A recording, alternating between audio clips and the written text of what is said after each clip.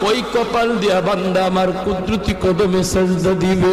এই কপালটার এত দাম, এই কপাল কুন ফায়াকুন বললে হয় না, এই কপাল ফেরেশতাদের হাতে বানাইলেও হয় না, আমি আল্লাহ নিজের হাতে বানাইছি। আল্লাহ পাক কই আমি আল্লাহও দেখি জমিনে কেমন অন্যায় হয়, অত্যাচার কেমন জুলুম হয়, জমিনে কেমন অন্যায় হয়, অত্যাচার হয়, কেমন জুলুম হয়, কেমন গুনাহ হয়, আমি আল্লাহ দেখতেছি। আমি আল্লাহ দেখতেছি আমার নবীর নায়েবে রাসূল উলামায়ে কেরামের সাথে কেমন আচরণ হয়, সবই আল্লাহ বলেন আমি দেখতেছি। এরপরও আমি কেন নগদ ধরি না জানুনি?